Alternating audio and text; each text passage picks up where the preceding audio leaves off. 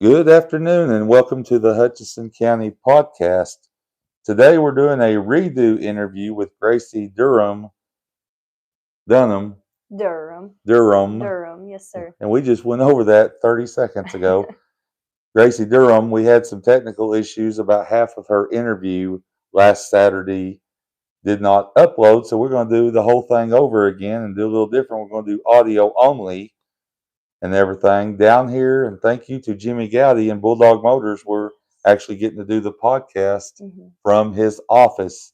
So, Gracie, welcome back to the Hutchinson County Podcast. Yeah, thank you for having me again. I'm glad to be back. Well, thank you. Well, we'll go ahead and just dive right in and get started. You're running for Justice of the Peace, Precinct 1, Place 1. Briefly introduce yourself and your background. Okay. So, my name is Gracie Durham. I was born and raised right here in the county. I come from a local, large ranching family. I graduated from West Texas High School, and after that, I decided to further my education at Oklahoma State University, where I obtained my bachelor's in agribusiness and a minor in farm and ranch real estate appraisal. And within those 3 years of getting my degree, I also got my Texas real estate license. And while going through all those learning experiences, I worked at a property management company and a dance studio. And then after all that was said and done, I packed up and moved back home to work for the people that helped raise me. And so now I work in the Texas A&M AgriLife Extension office located at our county courthouse. I'm a Texas real estate agent, and I'm also teaching at a dance studio here in Borger called West Texas Movement. Very good. Yeah, I'm not sidetracking you. I do this with all my guests, but you're an Oklahoma State Cowboy. I am. Go Did Pokes. did you agree with the decision to fire the head coach, Mike Gundy?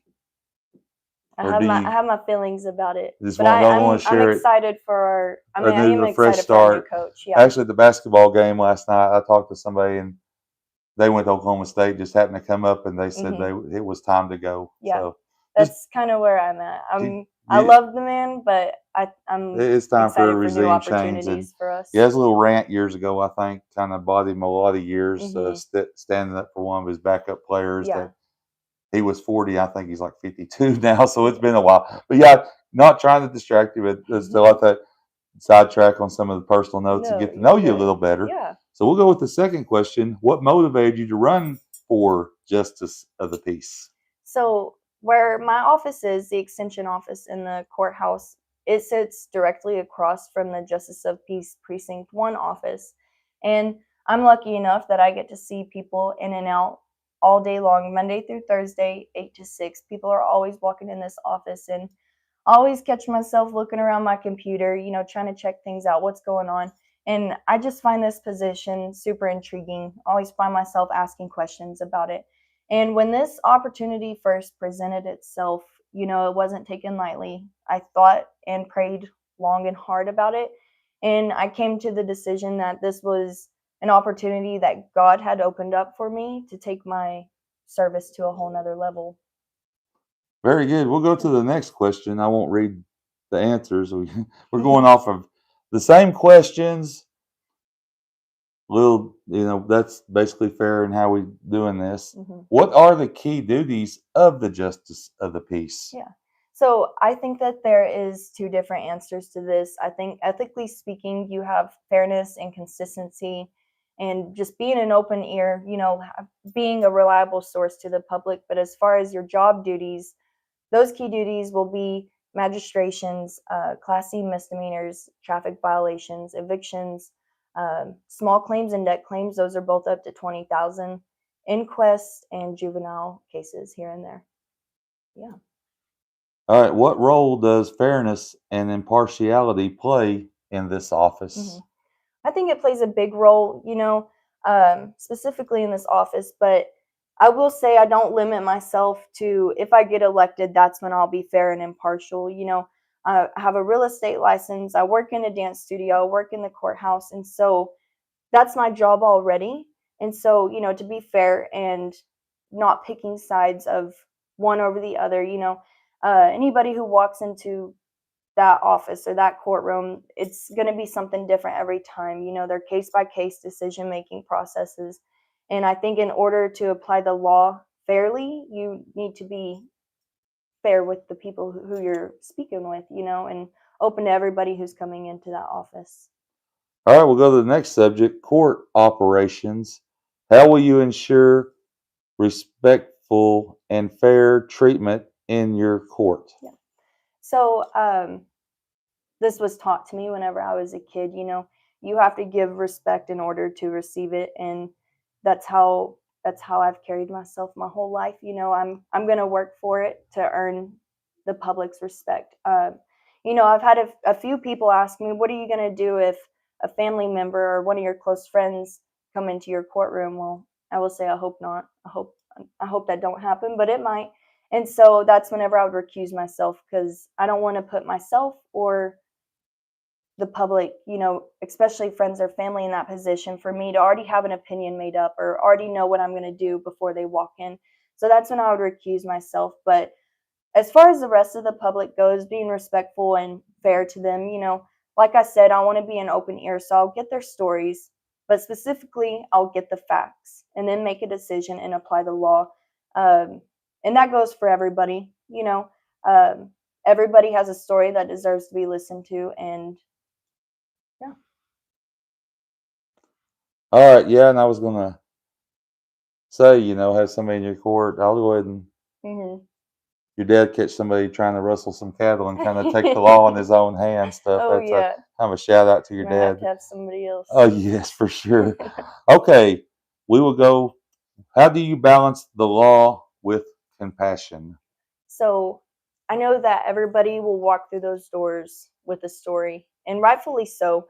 You know, um, they all deserve to be heard, and I always try to put myself into anybody's shoes, whether it's a kid at dance or my client's position, or somebody just coming into the courthouse trying to figure out where they need to go or get some resources. And so I try to put myself into their position, see why they feel that way or why they act that way. However, it comes to a point that if you cross a line, you've crossed a line. You broke a law, you broke a law. I cannot bend that for you. And I am signing up for a position to uphold the law. And so I will have compassion for those. However, I cannot bend the law for them. Yeah, and I hope I'm not in your court or anybody's court. Okay, what experience prepares you for impartial decision making? Okay. So in my extension office, especially 4-H, we Excuse me. deal with kids from the ages of kindergarten all the way up to the elderly. We have kids that come in and they want to compete in shooting sports or livestock judging, and then other kids come in just to learn more, like basic life skills, and then we get public members coming in to better their health or their fitness, and we have a lot of farmers and ranchers coming in for resources. So my point is, essentially, I'm a resource center. That is my position at the office, is giving out all the resources that I can. And as far as being impartial in my decision making, I don't get to decide what route they go down. I don't get to say, here's what you're going to do if you want to better your health. My job is to give them all the resources I can. Here's what Texas A&M has to offer. And also, I heard great things about these two links as well. Everything that I can. But as far as real estate goes, I legally sign a contract to uphold a fiduciary relationship to my client. And this means putting their best interest first, putting their best interest at heart.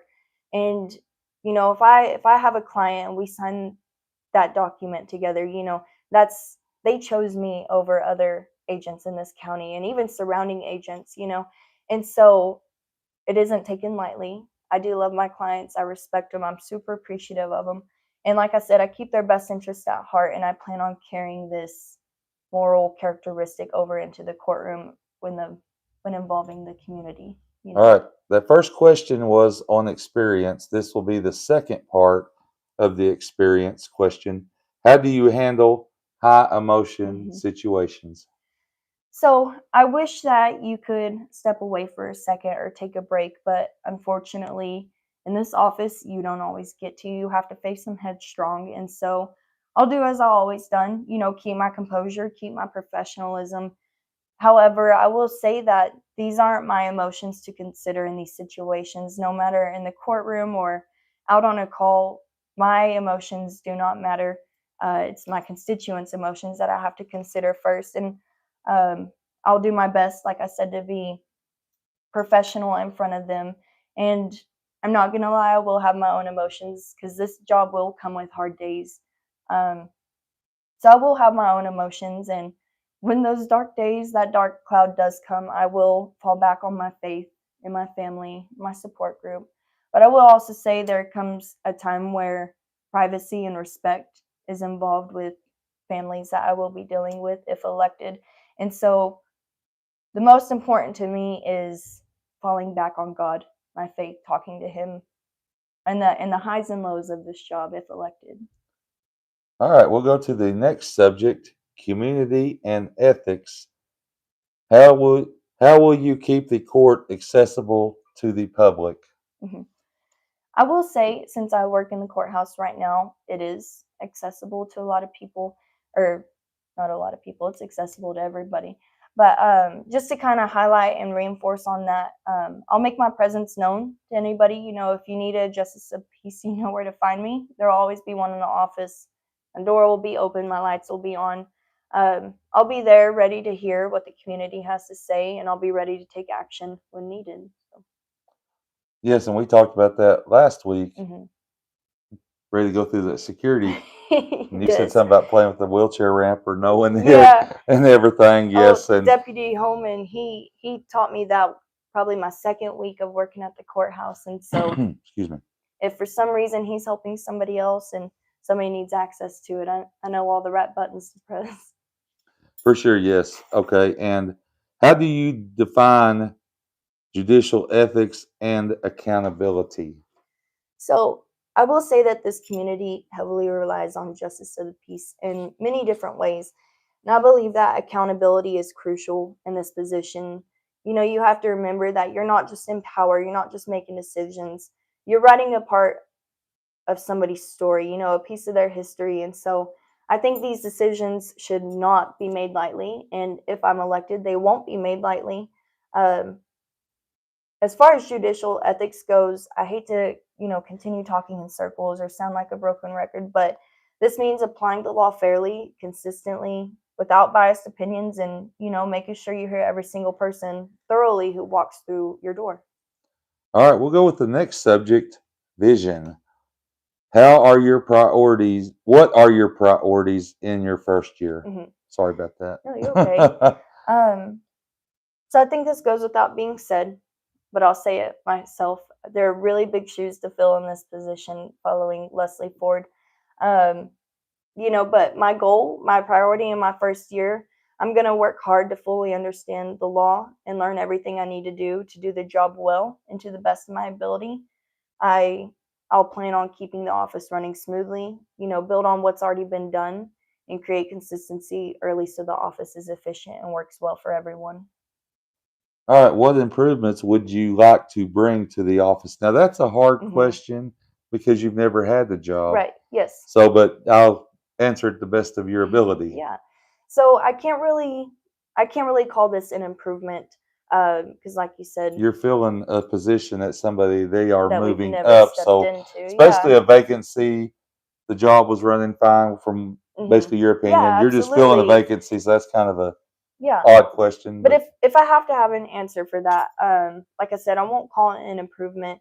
However, from working across the hall from the Precinct 1 office and being just a citizen, I can say the two offices are ran slightly differently, heavy on the slightly. I've heard people say, well, this office does it this way, or Precinct 2 does it this way. And so sometimes that creates some confusion to the public. And I'm not saying one office is better than the other or one is wrong. I'm just saying I would like to work hand in hand with the JP and Precinct 2 just to ensure consistency, at least in the Precinct 1 office, to avoid any confusion to the Or maybe public. like Leslie had the desk on the north wall and you'll move it to the south wall Yeah, when you maybe. think the pictures might look better, but maybe some slight change. Right. So we'll go to the next one here. In closing, why should voters trust you with this responsibility? Okay. Well, I'm aware that not everybody in this precinct knows who I am, but I do know that the ones that do know me know that I do my job and I do it to the best of my ability. I may not always have the answer in that solution in that moment, but I always turn to my top resources. I always turn back to the person that I owe an answer to and give them the answer that they deserve. And I have a drive that just I don't stop. I work hard and I'll do everything in my power to earn this community's respect and trust as we continue this journey. And the final question of the afternoon, anything else the voters should know about you? Yeah. So I know that this was a little bit short of an interview and maybe not everybody got the answers that they were hoping for. And so I will say that I'm going to be creating content, videos and stuff to upload to social media, specifically TikTok and Facebook. Just more facts about me, my daily life, and even day-to-day roles in the JP office. I think people have a lot of questions, and I want to help answer those questions. And I want to target TikTok specifically and Facebook, but specifically TikTok, just to kind of get that younger generation involved. They deserve to be included in what's going on in the county. They deserve their vote, so I want to keep them involved, get them more interacted. Also, just a suggestion that, and this is for all you candidates that are listening to this, don't forget, you still got the newspapers to take ads out. And if you know Jesse Sheffield, contact him, and he may be interested in sitting down and doing our interview on the radio station. That's another option. That coaches in my opinion, the older dynamic. Not saying you're not doing it wrong, just giving everybody ideas. Get your name out there, social media, radio, and yes, some people still read the newspaper. So don't go right now. Of course, I'll be partial. Like I said, I'm doing work for the Bulger News Herald, and then the High Plains Observer. A lot of people don't know that's an online paper. Basically, they make their money from advertisers, and the subscriptions are free. Okay. So that's kind of the dynamic. She's in a bunch of different communities, more Bulger North, and then in Canadian, but she's in. Let's say they got some impact here. I'm throwing all these places, but you're running for an office here in Hutchinson County. Yeah. That's, don't even include the whole county. We got 2 different precincts.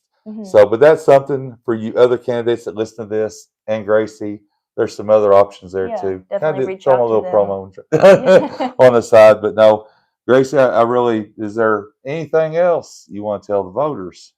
Well, I'm planning on having a meet and greet at Jesse's Pizza February 12th, and the time is still to be determined. And I will be posting the time, place, and date just kind of as a reminder on my Facebook page, which is Vote for Gracie Durham, Justice of the Peace, Precinct 1.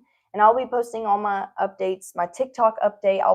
Hopefully I'll get that uploaded soon this week. We had our county show this weekend, and those 4-H kids, they were my top priority. I wanted to make sure that I took care of them and that they did good this weekend. And so they obviously came first. And so I held off on a lot of my campaign, and so hopefully after tonight, we're having our county sale and auction. And hopefully after tonight, we'll be ready to take it headstrong and start campaigning. Now, talk about the sale. I know last time I was involved in it, they did it out there at Graceland, and there were just pictures of animals. Is that the format now, or are they back to in-person, old school auctioneer type deal? I mean, what's the thing on that? No, everybody had to clear their animals out of the dome. And since they redid the dome, we're not going to bring our animals into that banquet area, So we did have our professional photographer that came in for the show take pictures of the kids with their banners and their animals. So we are back to pictures right now, but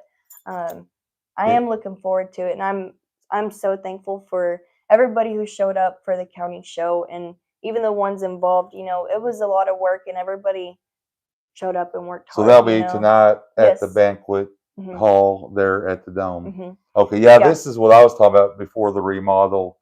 They had actually gotten to that format before, because said we were old school and it was all run to animal Mr. Auctioneer. I kind of miss out on that. Yeah. Had old school auctioneer and have the animal going back and forth and yeah. You Yeah. know, It's anybody still a knows. really cool auction. That's the whole The nine people deal. working it gets really exciting. That's for That's sure. good. And And people so, show up and big what time time to does that support start those at kids. tonight, Gracie?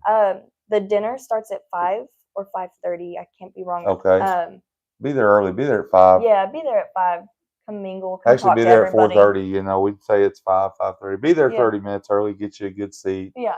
and everything. And good thing. It's always a traditional thing that's went on for many years. And Mhm. very grateful for you and other people that volunteer your time. It's a lot of work It from the is. time you get that animal. A steer is like I think a year working with a steer. That's why I never had This is one. so hard. And 3 or with the 4 months of weather, a swine. That was good enough for yeah. me. Even the sheep, you got to work with them every day and stuff. So, but I appreciate you doing that and them kids. Absolutely. And I'll just tell you, being part of it, starting when I was a third grader, I still remember the county agent and all the people and all the people I met. And some of them I still talk to through this Mhm. day that I met from Borger or Fritch at the Aluminum Dome. Yeah, you Great form a lot memories. of connections. You do, and in they that go through your chapter. adulthood and can Oh, go yeah. on for years. Yep, So, for sure. Gracie, I appreciate it and thank you. We Yeah. doing the redo.